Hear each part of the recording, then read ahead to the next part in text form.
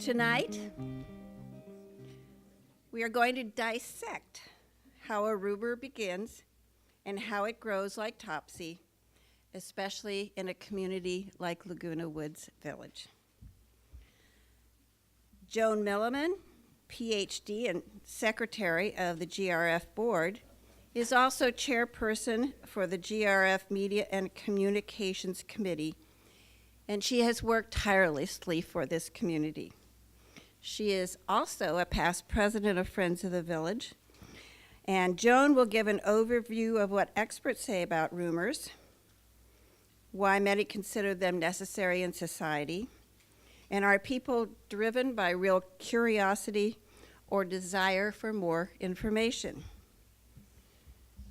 Eileen Paulin is the new marketing and communications manager for the Village Management Service. Eileen came to us maybe 6-7 months ago. Probably feels like a year and a half, but Eileen is with us, and she jumped right into the pot for sure, and has been making it a point to meet as many people in the village as possible. She will continue the discussion we're having on what purposes are a rumor, the damage they can do, and what we can do about them. Many new communication tools are being used in the village to meet rumors head-on with factual and accessible information. And Eileen will fill us in on those tools. Honestly, a few years ago, it was very hard to find out information and fact, and it's important for everybody to be empowered as to where to go to find out about a rumor. We are filming this general meeting, and it will be reshown on Village Television. When both speakers are finished, we always have a question and answer period. And so hold all your questions till the end, and cards been available so you can write down your questions so you won't forget it, which is another problem here in the village. And submit it. If you wish someone to read it for you, you can submit it in advance. So I'm going to turn the meeting over to Joan and Eileen, who are going to get some information out to you, and I hope you enjoy the meeting. You need to turn your mic on.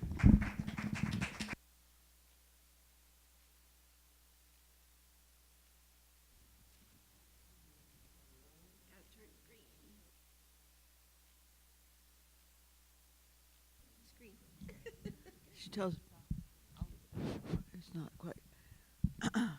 Can you hear me? They can't really hear me. Talk a little louder, please. Yeah, I know. This is easier. Okay, friends. Well, I'm here to present what is a rumor, where did it come from. You know, the Greeks had a lot of rumors. They had rumors like how the sun came up, Aurora slit the cloud of night to the side, and the sun came up, you know, and they had all kinds of explanations for the things around them. The seasons changed because, what was her name? I want to say Cerberus Persephone came up every 6 months out of hell, and when she came up it was spring, and when she went back, it was winter. So they had all kinds of explanations. Were they rumors? Well, not exactly. But they were stories that were unverifiable. And, of course, we're all familiar with the propaganda that went on in Germany. And then, but it wasn't till the end of World War II that we began to hear studies of psychological and sociological studies of what are rumors. And in 1947, that was one of the first publications that came out by an article by Allpost and Postman. And they were concerned about the damage that rumors did to morale and national safety. Rumors of alarm and extravagant hope were out there. And if you were in the World War II area, or you were here during World War II, you know that we were always warned about rumors, you know, loose lips and all that, sink ships, something like that. Various eras we've had interest in studying rumors. In the 1950s, there were several studies. And in the 1960s, with the death of Kennedy, there were rumors all over the place. And because of that, more studies were enabled. But by 1966, one of the most interesting sociological studies came out, and it was by a Japanese man, Tomatsu Shibutani, who at the age of 22 was imprisoned in one of our camps. And he got interested in, he actually had been to Chicago and gotten a degree and had gone to Berkeley. In Berkeley, he went to Berkeley and got his undergraduate degree, and then he went to Chicago, did not go to Chicago, he went to prison camp. And he worked with one of his faculty members while in camp about studying the actual internment. So his book came out, and I want to just read to you what the book's about, because it was a classical study. And by the way, it's called Improvised News. Sound interesting? Familiar? Uh-huh. Yeah, like fake news, you got it. Improvised news. In any crisis, people seek news. And if none is provided through institutional channels, they often invent it. As Professor Tomatsu Shibutani points out, people caught in an ambiguous situation tend to pool their intellectual resources in order to construct a meaningful interpretation of the situation. The study of a rumor's career, the circumstances under which it arises, the circumstances under which it arises, senior moment, develops and disappears, is an investigation of a collective transaction. And as such, rumor, even the most insignificant, can play an important role in social change. That's the key, social change. So whether it's a good rumor or a bad rumor, very often rumors inspire social change of one kind or another. Improvised news pinpoints regularities in the cognitive and communicative behavior of people trying to deal with inadequately defined situations. The inquiry focuses not on the way in which information becomes distorted in serial transmission from one person to another, but rather on the content of rumors formulated by people who are interdependent and who seek an explanation or solution for a common dilemma. Interpretations arise not only from their reactions to events, but also from their reactions to each other. Improvised news is an explanatory rather than an experimental study. It suggests hypotheses concerning the way in which rumors originate. It is based upon an intensive study of 60 crisis situations in which 471 rumors developed. And so that pretty much says the concept of rumor, and this is one of the first kind of classic studies. Well, what is a rumor? Actually, how do we identify a rumor? And how does it differ from just gossip or an urban legend or what have you? So first of all, rumors are information statements. They are not opinions. They're intended to inform.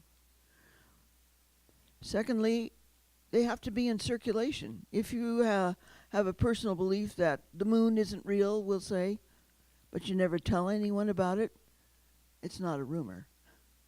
It's something in your mind. Usually rumors are unverified. For example,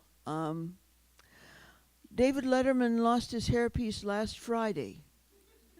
That is not a rumor because it can be verified. You just look at the tapes from last Friday and you'll find out. But if you say, oh, David Letterman lost his hairpiece on a program and they destroyed the tapes, that's a rumor. No way to verify it. Also, finally, rumors are instrumentally relevant. That is, here's one. Your office is going to be laying people off soon. That's pretty relevant. And rumors come up to help people understand an ambiguous situation. And groups get together and try to make sense of it. So it's called group sense making. A sense making activity is the beginning of a rumor quite often. Now, what you say is the difference between rumor and gossip. Well, gossip is really a more intimate thing. It's more, the inner circle stuff. Or, come on, Jan, come on over and have a cup of coffee. Let's have a little gossip. And so we talk about people we know and things that are going on. And usually gossip is verifiable. Sam and Patricia had a baby. Well, if they posted their baby picture on the site, it's verifiable. The baby's picture is there. Urban legend, well, they're just stories, rumor stories, about events in the urban climate. And you've seen films about urban legends and how horrifying they are. And Eileen, you can jump in any time. I don't mean to keep holding this. Well, what kinds, the studies bring out the different kinds of rumors there are. There's the wish rumor. And these are the happy rumors, We're going to get out of school tomorrow because it's a snow day. It's going to be a snow day. That's a wish fulfillment. And then there's the fear rumors, Well, if you ditch tomorrow, the principal's going to get you for sure. They've got all these people posted and they're ready. They're going to come out behind the trees. Rumor intended to make you afraid to do anything. And the final one is a wedge rumor. And the wedge is the most cruel rumor of all. It's intended to drive a wedge between groups. So they'll say something hateful about one group of people and drive a wedge and incur hate. And of course, many of the rumors during World War II were especially hateful. All the Germans were evil. We had big pictures of them. We knew they were just monsters. And the same with the Japanese. It was all based on a wedge to form our opinion of the opposition, of the enemy. Well, where do we find rumors? Guess. First, people, person to person, neighbor to neighbor, the web, the internet. Oh boy, the internet's a hot one. But on websites you find them also. You even find them in letters, various letters, and then, of course, the news media occasionally. What happens in the news media is that they pick up something that sounds true, or they think it's been verified, and they broadcast it. If you remember Katrina, Hurricane Katrina, there were exaggerated accounts of New Orleans residents looting, killing, raping, and shooting at rescuers, and it was reported as fact after the city's mayor mistakenly verified them. So rumors are labeled as fact, and they also can abound, so watch out. People are very gullible. We tend to believe each other. People to people, our first instinct is to believe your friend, isn't it? Why do they exist and spread? Well, I think I've gone through it enough so you know that they're out there to explain situations. If it's not explained, if it's not put out there as to what it is or what's going on, people are going to put it together some way. And also, people being social animals, we like to talk. We just like to gab. And it may start out as little bits of gossip and maybe increase to be little pieces of rumor and maybe increase to be a whole big rumor, but it's just because we're social animals and we keep talking to each other. Well, what we have also a great need, a great curiosity to know why. Why did this happen? What's the background? Where, and what's going to happen to us? And the more personal it is, and the more anxious you are, the more likely you are to spread the rumor, if there is any kind of an explanation at all. People are very nervous about having their personal territories invaded, their personal worth questioned, their personal bank accounts robbed. Any of that. Anything that occurs that is vital to you is going to make you worry. And so rumors can be spread pretty easily. So people spread rumors where there's uncertainty. People spread rumors when they feel anxiety. And when information is important to you, you also spread rumors. The basic law of rumor that they put forth is spreading rumors depends on both the ambiguity of the situation and the importance of the rumor, the importance to you personally. And also, when you believe the information, you tend to spread it. That's when you spread it the most. Finally, when it helps your self-image, positions you as someone in the know about what's going on in the world, and also putting down another group. If you want to get into a group, just pass a rumor to them about their opposing group, and you'll get in right away. Also, when it helps your social status. Now, this is a little different from self-image, but you can use rumors to strengthen social ties. You know, look, buddy, I got something to tell you. You know, did you hear about? And so you want to be accepted by a group, and just tell them. Pass along some rumors about their rival group, such as school ranking, for example. Oh, did you hear the school ranking of so-and-so's college went up? That's one rumor. Can't be proven yet. And, oh, did you hear the school ranking of such and such a college went down? Now, it depends on who you're saying it to as to how you're going to say it. So people spread rumors strategically to gain the respect of others. So this is pretty much the research that I've come up with. And it's your turn, Eileen, to carry us away. We have sound? Yeah, we do. So was it Dorothy Parker that said, if you don't have anything good to say about someone, come sit next to me? Yeah. Well, there's a little bit of human nature in all of that. First of all, it's really enjoyable for me to look out here and start to see a lot of familiar faces. I said in a meeting, I guess it was just yesterday afternoon, it's only been 4 months. It feels like 4 years, but that's because when you come to participate in life in the village, you dive in deep, and it's been a deep dive. I've really very much been enjoying it. You know, the fact, rumors is one of the things that was discussed with me when I was considering coming into this position. How will you handle rumors? And I thought, are you kidding me? They're still telling rumors at that stage of life? I've made the joke, you know, Joan heard this joke, but I was in a sorority, which is a really good breeding ground for rumors. And there used to be a joke among the different fraternity men on campus, telegraph, telephone, teletheta. You know, things got around that way. But I think that we're in a common interest community like we are here.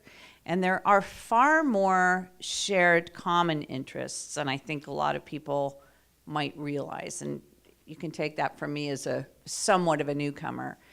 But there's also very, very diverse backgrounds. And the expertise, the life experience of the people that live in this community is one of the most rewarding things about coming to work every day, because you just don't know who you're going to get to spend some time with. But I also find that there's kind of common fears. And to me, most of the rumors that I have vetted so far have to do with risk to my being. My assessments are going to go up. The reserves are, you know, we have no reserves. Love that one.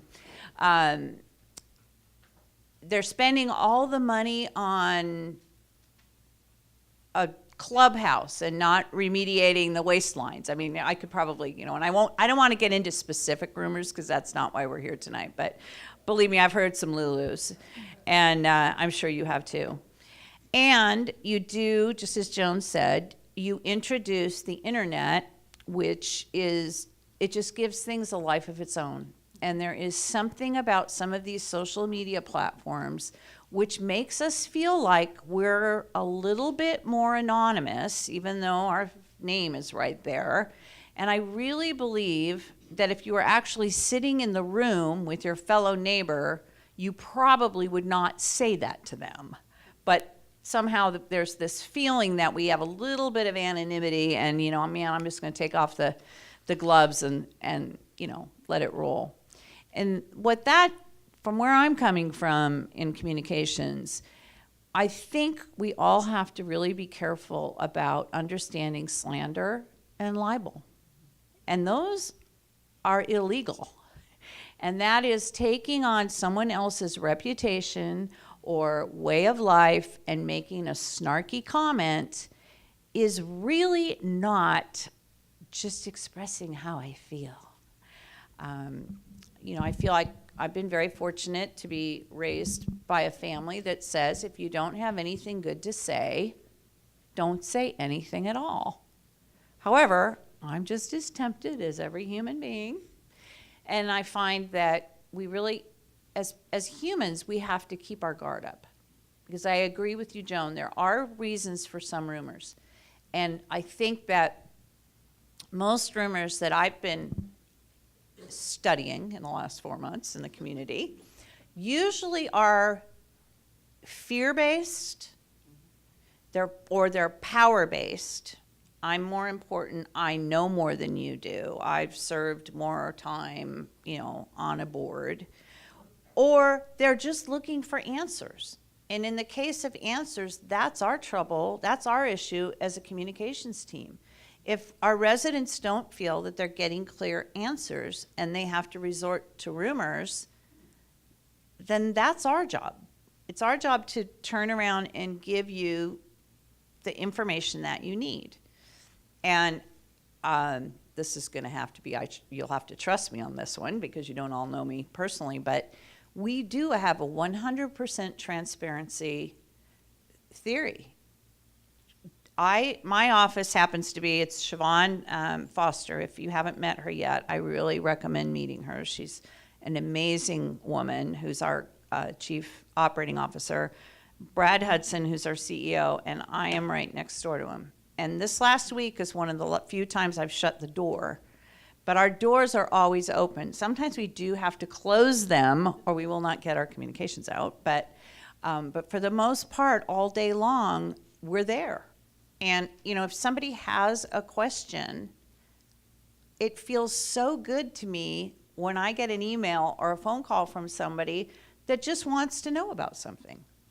And probably 80% of the time, I don't have the answer, but we all get up and go director to director, office to office. I just spoke with, Joan, and she's having a problem with a leak, and she's called resident services, and they haven't been, responsible. We're all really trying to make an effort to give you the answers. So I'm not saying it's a perfect life, but I think that I feel this way when I'll use an example. My university is currently under the microscope for some really awful things. And as a very dedicated alum who spent a lot of years contributing to the university, yeah, you can pretty much guess who it is. I was appalled that action had not been taken. And when it was taken 3 weeks ago, and they ousted our president, I was delighted because I knew that my father has that old saying, some things stinks in Denmark or whatever it is, whatever, something spelled right. And that controversy up there is not over yet because they have only scratched the surface based on my experience, and I've spent an awful lot of time volunteering up there. But one of the things that they did was they stood up as a board of trustees and said, you know what?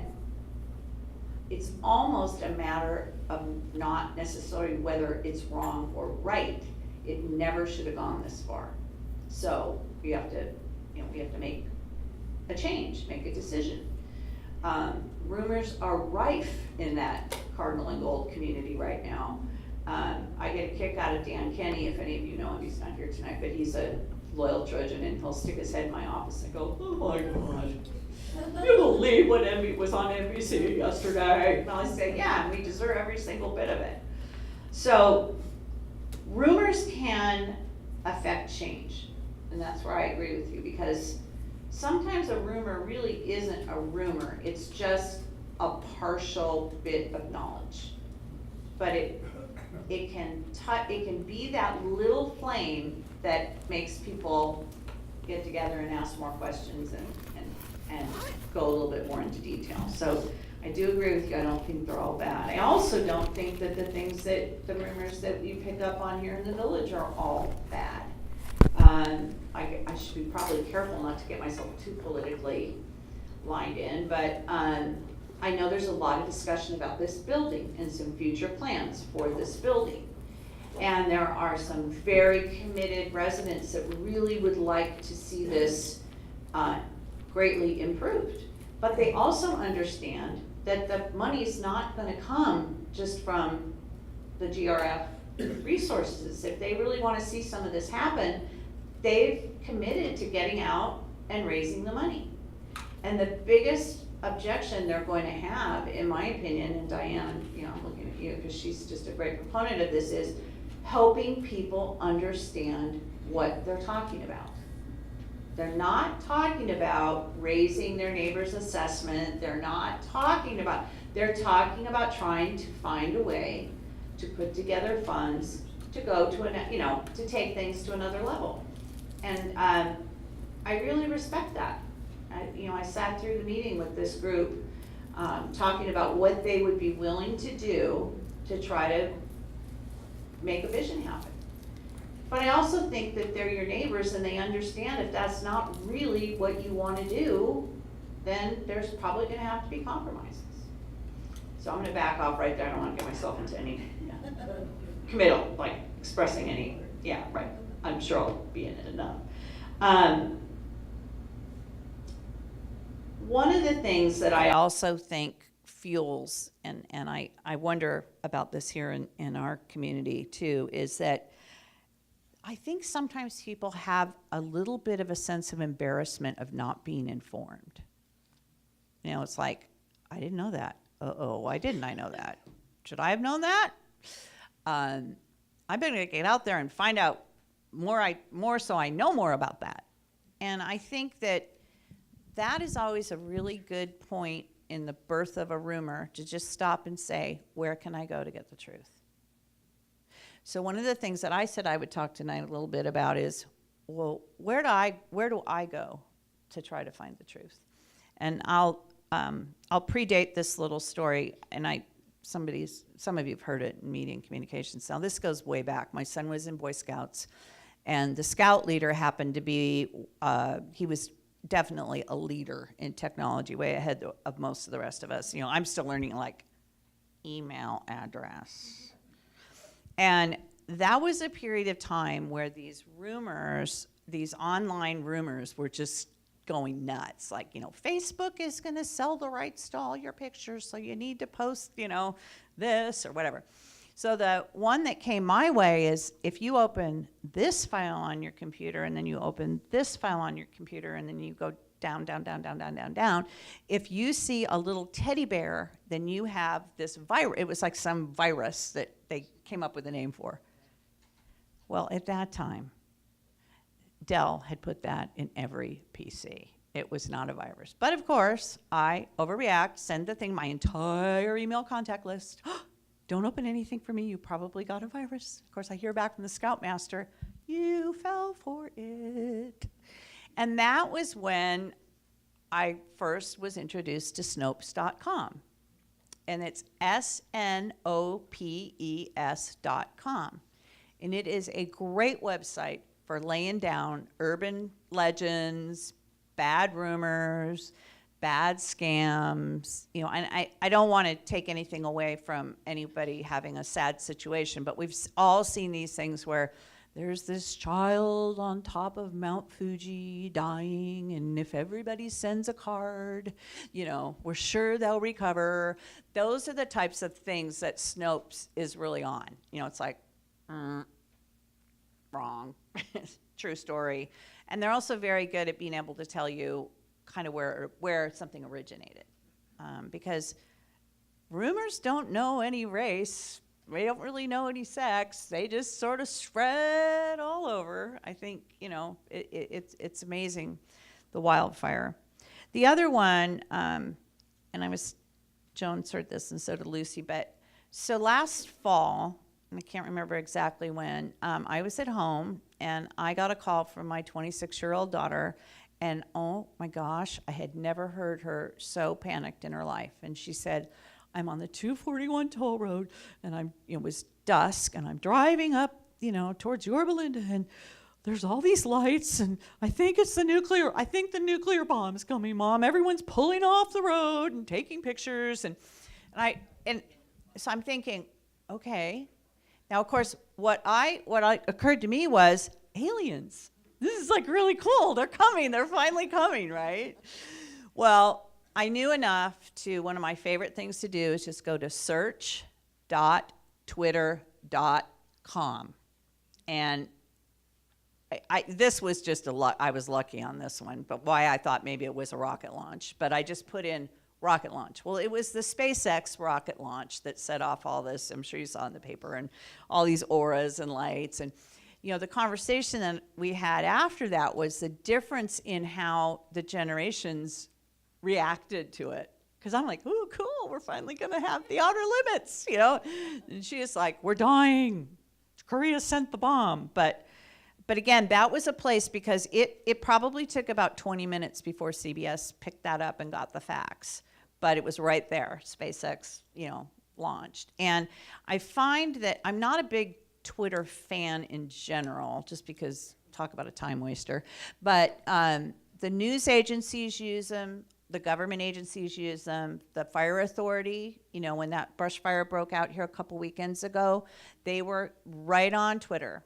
It's a good place to go to find out the sheriff's department, what their updates are. And then the nice thing is they have the link to their update website in that tweet usually. So it's not like you have to stay following them on Twitter, but if you just know to go to OCFA, .org or what, I'm not sure I'm getting that right, so don't quote me. But that's how, we were watching our team, the minute that smoke, whoop, all of our outlooks, the senior team, I was like, okay, that's not a good thing. I'm getting 10 emails a second. And it was because Tim Moy and Chuck and Brad and Siobhan, everybody was keeping a really close eye on what was going on. And in a way, this kind of leads into rumors, because we made a decision not to send out a code red because there was no immediate threat of evacuation. So we thought, well, why get everybody all, uptight if it's going that way and it's all going to be fine. Now, we took some heat on Monday from quite a few of our residents who said, I would have rather that you sent us a code red alert and let us know that everything was okay. Smoke, right. So it's okay. We learned a lesson, and it's causing us to look at our crisis communication plan differently. Some of us just had this picture of like, oh my God, we're just going to get everybody all worried and scared, and no point in doing that. But in retrospect, it probably would have been a good idea just to say, yes, you're smelling smoke. It's 2 miles this way. It's going that way. We're on alert. But I'm sure there were some good rumors flying around that afternoon. The press. I just want to talk about that for a minute. I feel a little bit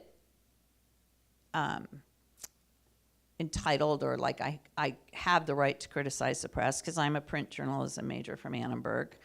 And that's back in the day where we had to take ethics classes.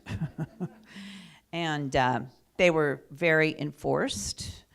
And my freshman year, one of my professors was, to this day, he's one of my favorite, but I hated him. Because if you got one thing wrong, he would crumple the paper up and bounce it off your head. It's just like you're out of here. You spelled their name wrong. You didn't fact check. Whatever. Well, with the economy, the economics of communication, and the fact that there now are so many places that we can go to get our information, it's really hurt our traditional news outlets. And one of the first things that's gone by the wayside is fact checking. And it's my personal pastime to sit around and find all the typos. But There was a while there, and I don't want to say this is true anymore because there's been a change in management, but the last management crew at the Register, they were copy editing overnight in India. And boy, you could tell. You wake up in the morning and go, oh, well, that's not how that's spelled. But it isn't really just about the spelling. It's about, I think we used to feel, those of us that remember Walter Cronkite, right? Or Dan Rather, that we could turn on a news channel or we could pick up the newspaper and we could feel confident that the facts had been researched. And that's gone. Sorry to say, it's gone. I see it in some of the most reputable news outlets. They're wrong. They move too fast. They're trying to get the story. My personal favorite, and then we can turn this over, is we had a really touching story here after the fire. And 2 twin fawns ended up over in the equestrian center. And you probably read about it. And it was, of course, oh my gosh, what are we going to do? These babies are so tiny. So the staff, several people stayed here overnight to stay with those fawns because they were so worried about them. So Friday morning, a week ago Friday morning, when this all came to light, I was like, this is the greatest human interest story of the staff working together and the residents working together. And so we got the whole thing researched. And God bless Jackie Brown, our new marketing editor, who is quite the Nancy Drew reporter, decided to call the wetlands reserve up in Huntington Beach and find out how our little fawn was doing. Well, he had passed away. And so I said, you know what? I can't run this story. I'm going to tell all the residents this great story, and then we're going to tell them that, Bambi died. So the Register called during the day, and they had heard what was going on, and they wanted to pursue it. And so I said, you know what? That would be great. And I normally would not do this, but I'm going to send you the email from our head of the garden center telling the whole story and his phone number for you to contact him, and some photos that were taken, and I would just love it if you covered that. Well, if you read the story in the Globe, we're a bunch of fawn murderers because we didn't call animal control. Well, they did call animal control, FYI, and animal control told them they didn't know what to tell them, they couldn't help them, and so they should call Huntington Beach. So the story ended up never being fact-checked. I get in Monday, and I've got people from the recreation department try not to cry. Oh my God, they think we killed Bambi. But again, rumors, we have to always stop and understand that what we're reading isn't always the true story. So that's my cute little sort of homegrown story, but that one really, I will tell you, though, the reporter called me later in the day. She had heard that we were upset, and she must have talked to me for about a half an hour, and she apologized for not researching it. So that helped a little bit. No, well, they wanted to, and then I thought, what's the point of that, right? Continue to fuel the flames. So. Right, exactly.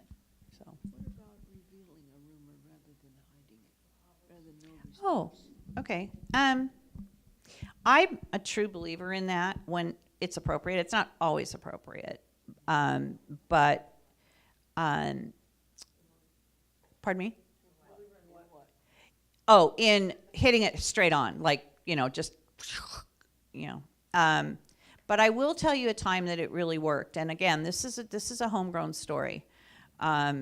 We have this new chief operating officer, and she has incredible experience. And you really only have to spend a little bit of time with her to really understand how genuine and sincere she is. And she was very concerned about something that had taken place at one of her previous city jobs. And I knew about that before she came, and I said, well, the solution to that is we're going to sit down and talk. We're going to talk about it.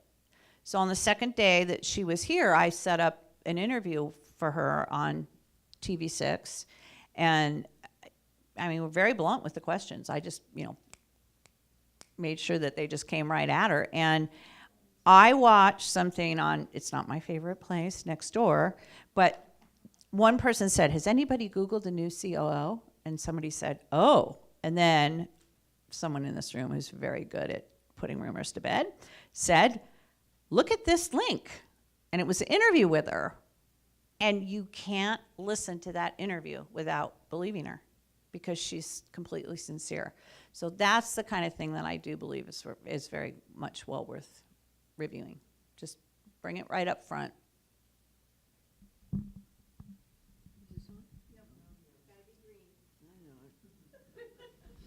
Yeah, rumors don't necessarily disappear when you ignore them. So not answering a rumor is not the answer. Okay, I think we're ready for questions. Right. Is that a good way to do it? They were told to write them on cards. Oh, whatever. Sure. You can write them on cards and submit them, or you can ask your question. I just suggested the cards in case you forgot your question by the time it came your turn. Yes, go ahead.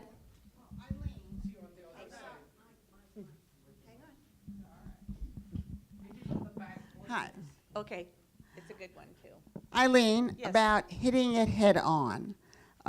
If you've been here 4 months, you surely know that the Globe's letter to the editors can drive you up a wall. And you see them Thursday's again. my least favorite day of the week. Absolutely. So I've been thinking, can we have a column called Setting It Straight? We never reply to these. We just hear the same thing over and over. And I know that the Globe, the Register, is not very cooperative about giving us column space, but I think a good argument could be made for something like that. But that's the only place, really, that you can set those rumors and accounts straight, is right where people are reading it the first time.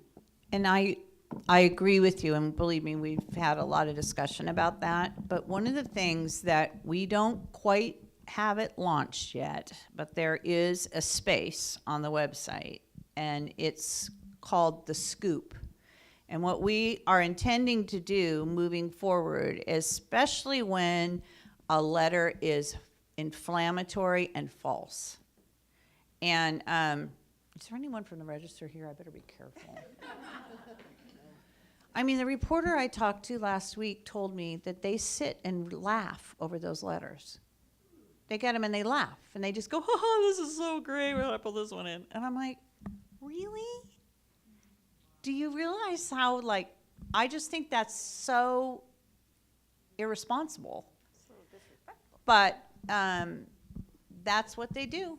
You know, if you walk in and you have a letter and you wanna, you know, you wanna pop off at somebody, chances are pretty good they're gonna run it. So we feel that the best thing for us to do is to just take these, dissect what the real rumor is, like what's the real problem, and then put the facts out there in the scoop. Joan, you had one submitted. A question? Basic question is, people get together in groups, insecure people very often, and they feel the need to report rumors because they feel it makes them feel happy. And they say these rumors to their friends.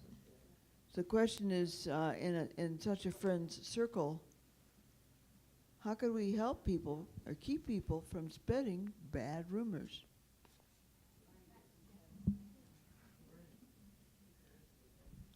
Break the link. Break the link. Joan, what were you going to say? Yeah.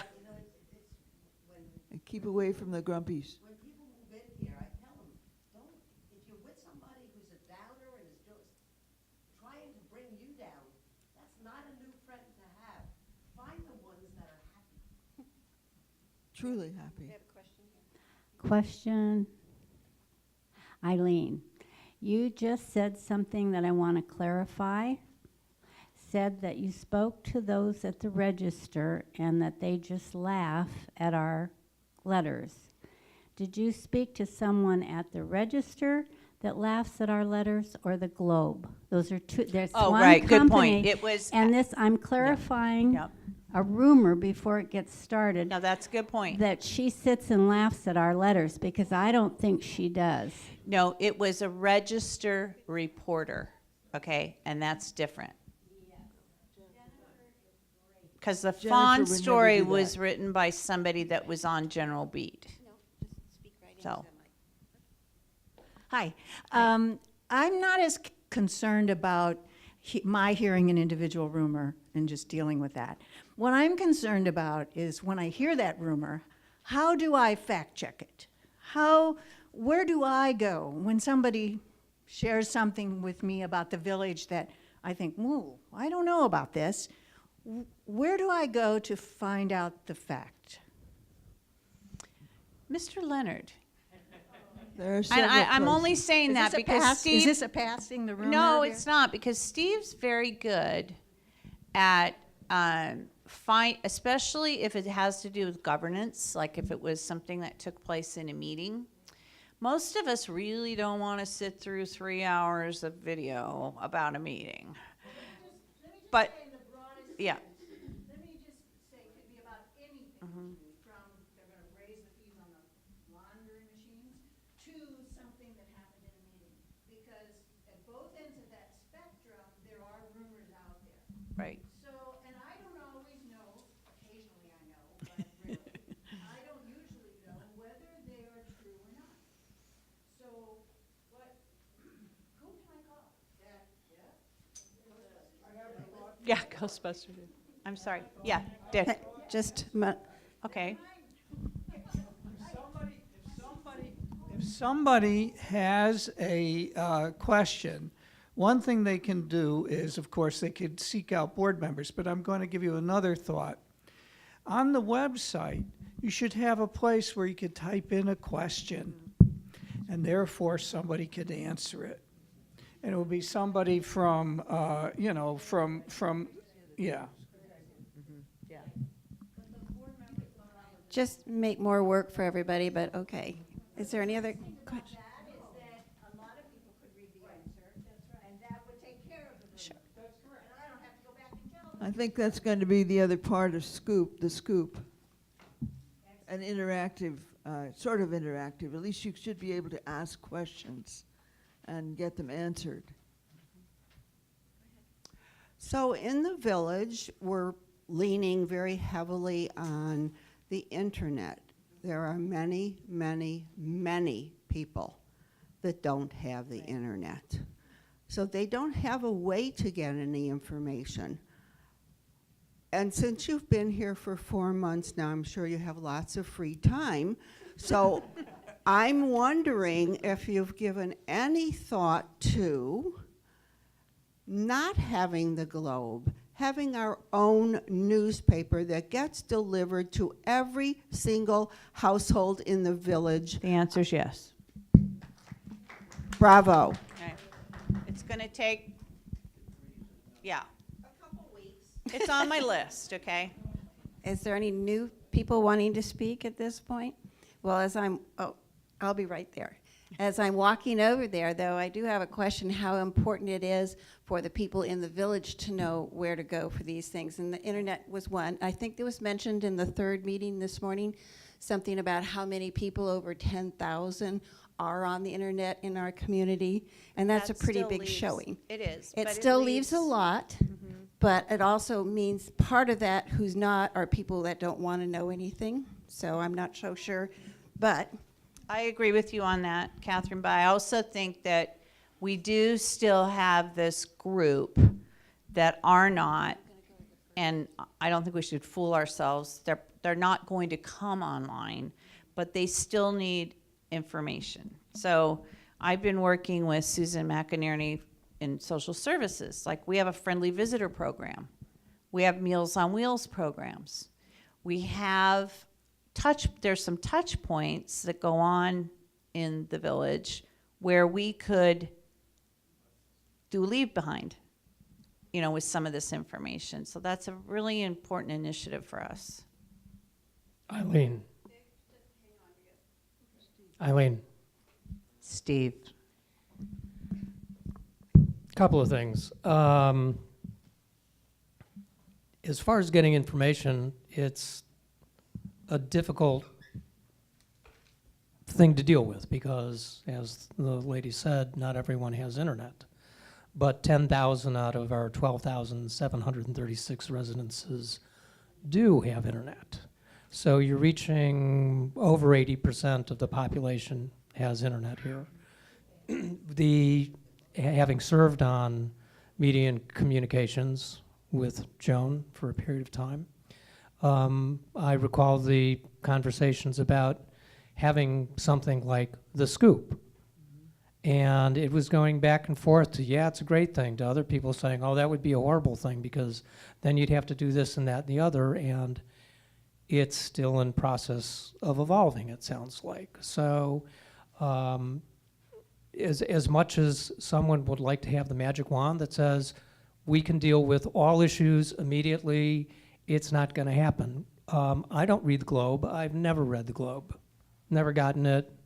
When I was a director, I might pick it up in the director's lounge and did you see what somebody said in the letter to the editor or something like that. But, and the Globe is a difficult thing, as you've mentioned. In my personal experience, when I resigned from the United Board, the following week, the Globe had written that I was gone.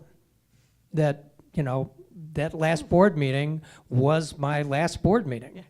And I had to go down to the office and say, excuse me, but my resignation is effective on April 11th. March was not my last board meeting. I will be present at the April meeting.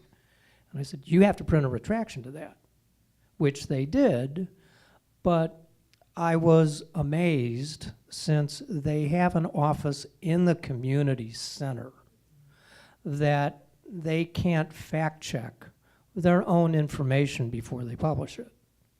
I agree. So it's difficult getting information out because there are so many sources that people can turn to. The website, again, would be a logical place. How you manage that to Dick's, you know, if you say, well, everybody can just email a question. Well, who's going to staff that? You want to have a village newspaper? What's that cost going to be? Is it going to be $500,000 a year for printing, $1 million a year? The cost per head, per resident? Guaranteed, you are going to have some group of people who will just go absolutely nuts because you're going to have to fund it. And it's going to have to come from residents. I mean, unless you get people to come up, advertising can cover part of it.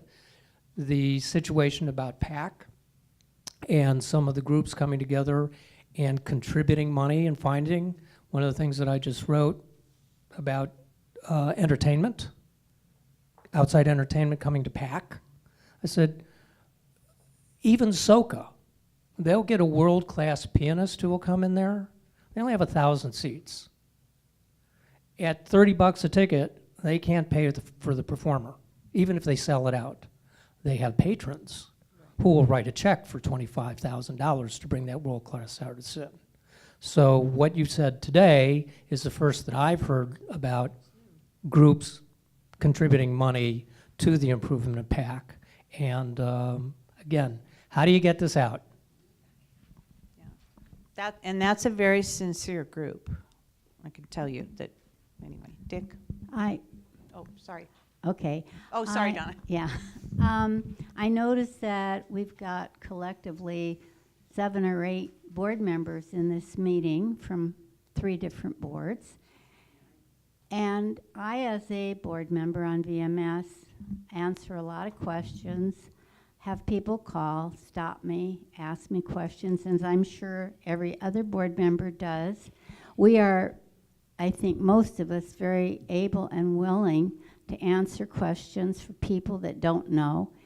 And what my suggestion is to those of you who hear a rumor, check it out before you pass it on. When somebody says, gee, is it true, this or that or the other, it's okay to say, I don't know, but I'll find out and let you know, which I do a lot because I don't know half of the things that are asked of me. And it somehow feels so much better to find out the information and then give it back to that person rather than just accept the rumor and pass it on. So I suggest that we all do that. Well, you do know that the bus service is going away. I don't know how many times you've told us it isn't, but it's still going away in rumor. We're introducing pedal cars next week. Yeah. Whenever I am presented with a problem, I like to think of a way to address it. So 2 things. One is the newspaper. I had occasion to put an ad in one of the news in the Globe. And if you sat there and figured out the costs of all those ads, we could probably fund the newspaper and still give a better deal to the realtors, because most of the ads are realtors. And if you tell some of the advertisers, there's a hearing aid ad that appears all the time, that it's going to go to every address, not just to the Globe, which is, it's not even half, I don't think even half the people get the Globe. I think that you would fund it rather easily. Anyway, that's the answer to how we could fund the newspaper.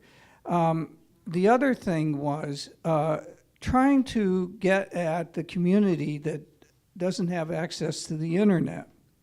I think a lot of these people may watch TV.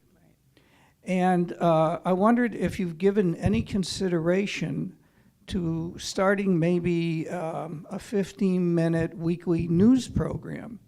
When you have a news program, not only could you talk about upcoming events or whatever, but you maybe could take some of the rumors and, include it in the so-called newscast. So as I say, you could raise all kinds of issues and say, oh, we can't do that. But if you think about things, there are always ways to come up with answers. And yes, we're talking about a couple of different programs.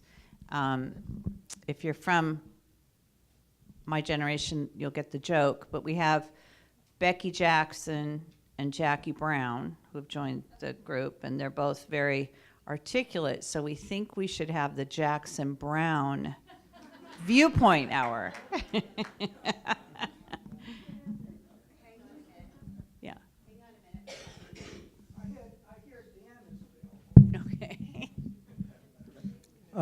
I'm not pro-Globe or anti-Globe, but along with the cost of advertisements, the money we pay for subscriptions would be another, if we can transfer that from the Globe to this place, people that may occur, would also help. I think we all pay $24 a year for the Globe. Yep. Okay, I'll be there in a minute. I know. Yeah, I have 2 things. I've been here for 18 years, and I have found absolutely no problem with any of that, because whenever I really have a question, I go to my neighbors first, and I hear all the ridiculous news, and then I tell them they should check first before they talk. But I think we are so lucky here. We have everything within our 3 square miles around. We have every answer there.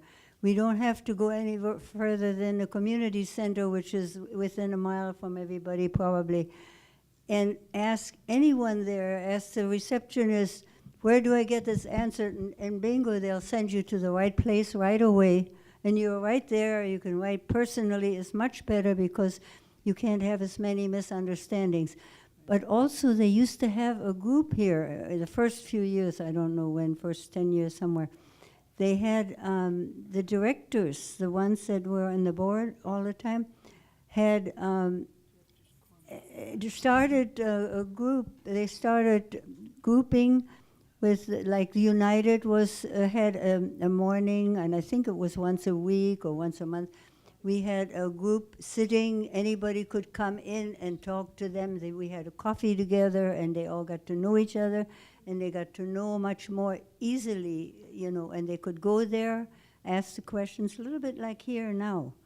I think it's very, very, very good to just have information from the right people instead of listening to everybody. Like a lot of people are very gullible, and as you get older, you'll realize that the older you get, the more they're gullible and they're believing everything, and they're telling me the worst.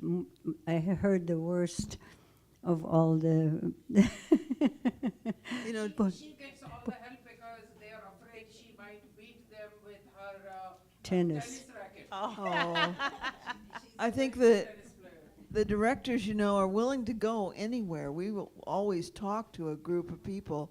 All you have to do is ask us. Right, I think The what we had problem was, is, what? we had that meeting started when I was on the board, and we would have people come in. We ran into a problem of having too many board members attending, and then those become meetings. David So, Sterling has. Yeah, so there was a drawback on that, but I think that United still has.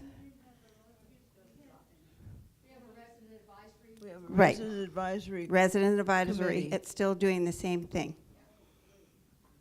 Hang on. I'm going to go over here, and then I'll be back with you.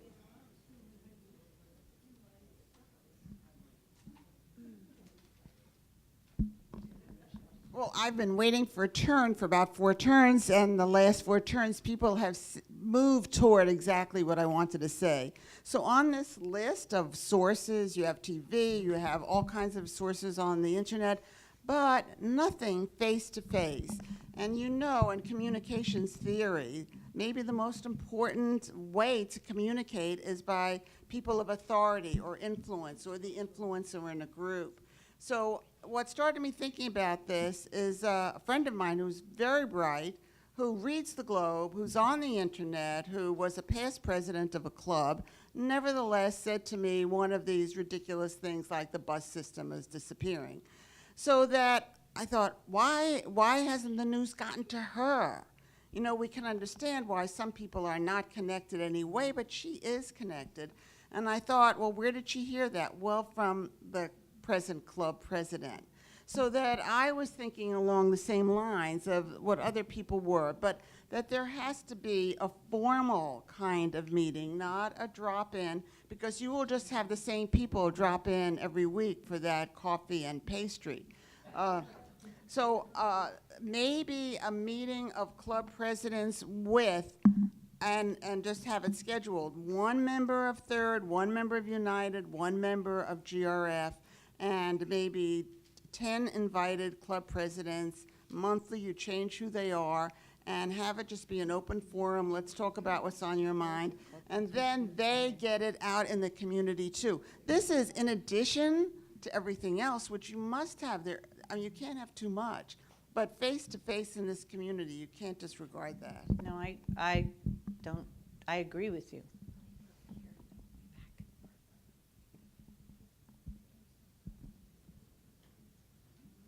I walk slowly so you can drink water. Thank you. I just say one more thing, and I'll be quiet. I think we've had a lot of really good ideas here, but my concern is that if we really want to stop rumors, that we have to find that single voice of authority, and we have to give it its voice. So whether that is in a newspaper, in my mailbox, in on the TV. I mean, there's lots of good ideas here, but I don't think we can just spread it around, because then the truth actually becomes rumors. So I think we need to know, and my board president volunteered to let me call her, but I mean, I don't want to offer her up, but her voice would be great. But it doesn't even. It can be one voice that represents the administration of this community to quelch the rumors. I mean, that voice has to say, oh, there's a rumor out there, and this is the fact. And it has to get out to as many people as possible. Otherwise, we can go on meeting and talking, but we're never going to stop rumors. How many people here get the breeze once a month? Is there anybody not getting it? You better make sure that I have your email address before I leave. Well, but it's also emailed, and that's the easy way.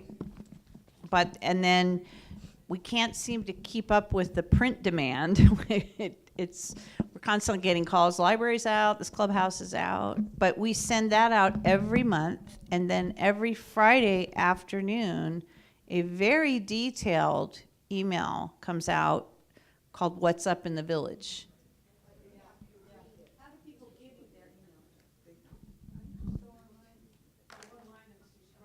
Before you leave, you write it down. Or you can go right on to when you open up the website, the homepage, just right up on the top right-hand column, it says subscribe. And you hit that, and it just gives a form. Your name, first name, your last name, your email address, and that's how we get you on our communications. I tried that just yesterday, and I didn't see the word subscribe. You did not? Okay, it should be there. But you know what? We can do it the old-fashioned way. I know, because I've been out. This is probably the 4th or 5th time I've been out talking to groups. I just bring my little pen, and then tomorrow morning I'll go and type you in to the list. And then we've just added a new email that comes out every other week, which is the recreation events, the dinners, the fun stuff. And that comes out every other week. But the What's Up in the Village has been addressing a lot of the key issues that people have questions about. And I will say the topics come up during the week. The directors are around a lot. They'll stick their head in. Oh, I've had 5 people ask me this question. It's probably a legitimate question. Let's answer it. But I think the Breeze also does a very good job. And that is written by your board members. That's not us. One of the venues that some of the people who are on the internet use is called Nextdoor. I'm sure many of us in this room are familiar with it, as you are. And people like to vent. They're not anonymous, but they do like to vent. They like to get out their frustration, their anger, their upsetness. And they will use that as a forum and post content. Can you address how open it should be versus censorship of the information? Well, I mean, we live in a free society, but I will tell you, and I have Nextdoor in my neighborhood, and I walked into that so naively, like such a Pollyanna. Oh, this is going to be a great place to find a handyman or a dog sitter. And most of the people in my area are people that just must not have anyone that wants to ever listen to them. They just mouth off. I monitor the village next door incognito. I will not tell you how I do it because then my cover will be blown. And I know what the hot topics are. And my comment about it, and I mean this sincerely, is what a wasted lot of energy. Because most of the things that trend on there are being fueled by people that just aren't going to find out the answers. One of the biggest of them right now that's so worried, and all they need to do is contact Bruce Hartley about this pesticide thing. We are not using any toxic pesticides in the village. But, you know, we've got this group that's just so convinced, and, last month it would be something totally different. But I guess the reason that I'm not a fan of Nextdoor is because people just seem to kind of blurt. Just like they blurt. They just throw, they get very critical. It's interesting to me because Facebook went through that in its early repetition, but it's not that way anymore. And I think it's not that way anymore for one reason, because people just started turning off people that were being crackpots. You know, it just, and of course, my kids will tell you only grandparents and mothers are on Facebook these days. I But want to say something yeah. about next door right now. I understand, rumor has it, that the people who are currently running our park are much more conscientious and are taking untruths down. They're taking them off the site. So it's really important that if you're on Nextdoor, that you really look and see what's being done. Yeah, I do have to agree. The moderators who are on it right now seem to be pretty reasonable. And then, you know what? I guess it just comes down to, is that where you want to spend your time? Okay, as to next door, I have an acquaintance, close acquaintance with several of the people running next door right now, and they are holding to the values that next door expresses. If you ever go into the deep, deep, deep home, back to the beginning of what next door is, you can get that just by going there and clicking and clicking and clicking. They are not to have anything that is violent or slanderous or anything like that, or rabble-rousing and all of those things. And the new people in charge are very careful about that. They will let someone post something, and if they get worried about it, they reply with a soft pedal saying, this may not be true, you might investigate here, and they will send a notice to someone on the board maybe and say, what do you think about this? Would you like to reply about that? There is First Amendment privilege, but the postings must meet the next door requirements. And when they have not in the past, I have flagged those things and sent them back east, and they have replaced people in charge of Nextdoor, and they have sanctioned people, and so on and so on. So they are willing to be responsive to us, and they are willing to try to keep it for the purpose it was originally intended. And so they're working very hard on that this year. There are, of course, people who know that the easiest way to start a rumor is simply to open your email and type up something. And you can tell when some people are back in town, some people only come 6 months, and I know that we will get a weekly letter from some of these people during this time of year. And then in the next time of year, I expect when I see the first one, I say, oh God, 6 more months of this one, and so on. And it is where they get their importance. Yeah. It is so easy to get an audience with email. And so they do that on Nextdoor. But Nextdoor is very vigilant. My original idea was that we could have possibly a question telephone line where a resident would submit as coherently as possible the question or rumor that they have heard, and then maybe we can have a half-hour show every Friday morning or every Tuesday morning or whatever morning on TV6, where a couple of directors from the 3 boards and Ken get together and try to answer and explain some of these misunderstandings and misconceptions. And so, but the difficulty would be the questions have to be relayed in a sensible way that you can understand. If a rumor comes on and it's 40 minutes long, how is the telephone receiver going to whittle that down to a one-line thing? But that is one way of handling it, and have a rumor control show every whatever day and publicize that. You're going to have a 3-minute limit on those. I'll be quick. She's going to kick me soon, so I might as well say it. What is truth to me, what is rumor to somebody is truth to me, or the other way around. And when you deal with these kind of people, this is, I don't want to get into too much politics, but when you deal with these people, no matter how much you talk, it doesn't change them. So the idea is, what is the purpose of my responding? What are we trying to accomplish by this rumor control? Do we tell this person to change their mind? No.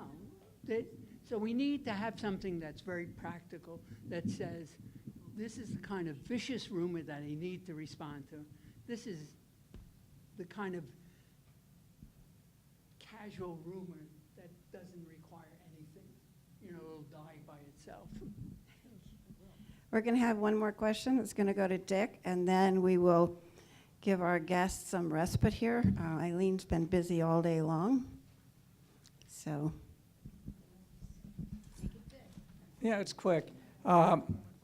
Next door never bothered me because people have a right to express their opinion, even as sometimes I thought it was outrageous. Actually, next door is the village's best friend. And the way that it allows you to know what some of these rumors are. As the gentleman just said, you don't try to change those people's minds because they aren't going to change. But it allows you, Eileen, to know what we need to respond to. But in the meantime, I want to thank both Joan and Eileen for coming and joining us today. And we'll be back in August with Meet the Candidates, and we hope the boards have people that step up and want to join and volunteer their services to the community.